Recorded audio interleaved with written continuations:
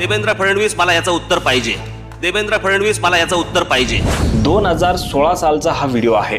आजपासून तब्बल 10 वर्षांपूर्वी राज ठाकरे यांनी सरकारला एक इशारा दिला होता. मुंबईत 70,000 रिक्षांचे परवाने वाटताना मराठी मुलांचा विचार करा, परप्रांतीयांना सरसकट परवाने देऊ नका, अशी स्पष्ट भूमिका त्यांनी त्यावेळी मांडली होती. पण राज ठाकरे त्यावेळी नेमकं काय म्हटलं होतं आणि 10 वर्षांनंतर आज त्याच मुद्द्यावरून पुन्हा वाद का निर्माण झालाय, त्यासाठी राज ठाकरे यांचे हे भाषण पूर्ण ऐका. हे आता चालू आहे. जवळपास 70,000 परवाने रिक्षांचे दिले जाणार आहेत. 70,000.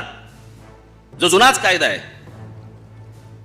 की ज्यांना टॅक्सी आणि रिक्षांचे परवाने मिळतील त्यांना मराठी भाषा आली पाहिजे. चुकीचं काय? महाराष्ट्र राज्यामध्ये त्याला मराठी भाषा यायला नको का? आणि माझी तर ठाम भूमिका आहे याच्यावरती. मराठी भाषा नाही, मराठी मुलांना आणि मराठी मुलींनाच या नोकऱ्या तुम्हाला दिल्या पाहिजे. रिक्षाचे परवाने आणि टॅक्सीचे परवाने मराठी यायला पाहिजे. काय पण काय चाललंय हे तुमच्या लक्षात येणं गरजेचं आहे. म्हणून मी तुम्हाला हे जरा सविस्तर थोडंसं सांगणार आहे आज, आणि त्याच्यापुढे काय करायचं हे देखील सांगणार आहे. मध्यंतरी काँग्रेसच्या राज्यामध्ये ज्या वेळेला आपली रिक्षाभिक्षा या सगळ्या गोष्टींची आंदोलनं झाली, मी सर्व पोलिसांना त्यावेळेला सांगितलं होतं. मी म्हटलं मुंबई शहरामध्ये, ठाणे शहरामध्ये, अनेक शहरांमध्ये म्हटलं खोट्या रिक्षा चालू आहेत आणि खोट्या टॅक्स्या चालू आहेत. त्याच्यावरती आपल्या अनेकांनी त्याच्यावरती आंदोलनं केली. त्यावेळेच्या पोलीस खात्याला जाग आली आणि जवळपास 40,000 रिक्षा खोट्या पकडल्या गेल्या आपल्या आंदोलनामुळे, आणि जवळपास 15,000 ते 17,000 टॅक्स्या पकडल्या गेल्या, खोट्या टॅक्स्या, याही आपल्या आंदोलनामुळे कापल्या गेल्या त्या सगळ्या रिक्षा आणि टॅक्स्या. जुनी गोष्ट. त्याच्यानंतर हे अनधिकृत थांबलेलं नाहीये, चालूच आहे. आज इतक्या हजारो रिक्षा आज मुंबई शहरामध्ये, आणि आज सगळ्या आज तर मुंबई शहराचा विषय आहे. अजून 70,000 रिक्षा आणतायत, परवाने आणतायत, लॉटऱ्या काढतायत. लॉटऱ्या कसल्या काढतायत? आणि इथे मराठी आली पाहिजे याच्यावरती कोणतरी एक भिकार कोर्टात जातो, आणि त्या नागपूर खंडपीठामध्ये, त्या नागपूरच्या कोर्टामध्ये नागपूरचे जे न्यायाधीश, कोण मॅजिस्ट्रेट जे कोणी असतील ते म्हणतात हा काय प्रकार आहे? मराठी आली पाहिजे ही कसली सक्ती? आमच्या महाराष्ट्राच्या, आमच्या नागपूरमधला एक न्यायाधीश हा इथे बोलतो की हे परवाने देताना मराठीची सक्ती कसली, आणि सगळ्या प्रक्रियेवरती त्यांनी स्टे आणला. मला आतूनच सगळ्या गोष्टी मला समजल्या, आणि हे मी तुम्हाला सांगतोय, अत्यंत विश्वासाने सांगतोय, जे काही घडतंय तिकडे ते. आता या 70,000 परवाने देण्यात येत आहेत.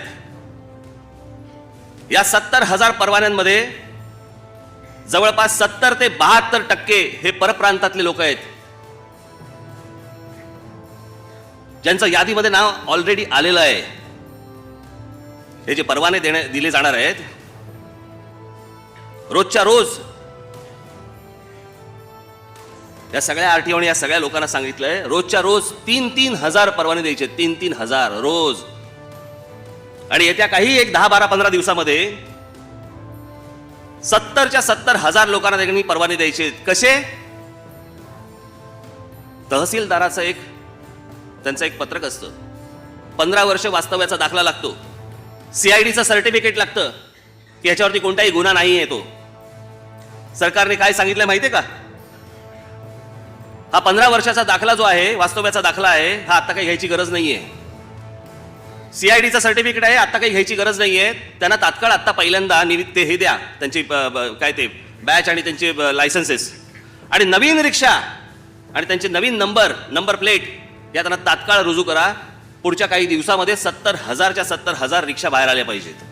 नंतर त्यांनी कधीही येऊन सांगावं की आमच्याकडे अशा प्रकारचा दाखला आहे म्हणून. नंतर कधीही यावं. समजा नसेल तर तो रद्द करावा. नंतर कधीही यावं. या 70,000 जर रिक्षा उद्या जर समजा बांद्रा ते बोरिवली, बांद्रा ते चेंबूर आणि या सगळ्या भागामध्ये आले, पार्क कुठे करणार आहेत? ठेवणार कुठे आहेत? पण हा तात्काळ निर्णय कशासाठी होतोय? मला हा देवेंद्र फडणवीसांना प्रश्न विचारायचा आहे. भ्रष्टाचार निर्मूलन करू म्हणून तुम्ही सांगितलं होतं ना, भ्रष्टाचाराला गाडू म्हणून तुमच्या पंतप्रधानांनी सांगितलं होतं ना. या सगळ्या रिक्षा बनतात या राहुल बजाज यांच्या बजाज कंपनीमध्ये बनतात. त्यांचा लॉट तयार आहे. 70,000 रिक्षांचा लॉट तयार आहे. कोणासाठी चालू आहे? राहुल बजाजसाठी. त्या रिक्षाची, एका रिक्षाची किंमत आहे 1,70,000 रुपये. 1,70,000 रुपये गुणिले 70,000. मी मगाशी काढलं, 1,190 कोटी रुपयांचा व्यवहार होणार आहे. 1190 कोटी रुपयांचा व्यवहार. ह्याचा किकबॅक किती असणार आहे? हे कशासाठी गडबडीत चालू आहे तुमचं? ज्या गोष्टींसाठी तुम्हाला 15 वर्षाचा दाखला देखील नकोय, तुम्हाला सीआयडी सर्टिफिकेट देखील नकोय, राहुल बजाजच्या आत्ता तयार असलेल्या फक्त रिक्षा रस्त्यावरती आणायच्या आहेत, ह्यांचा व्यवहार पूर्ण. देवेंद्र फडणवीस, मला याचं उत्तर पाहिजे.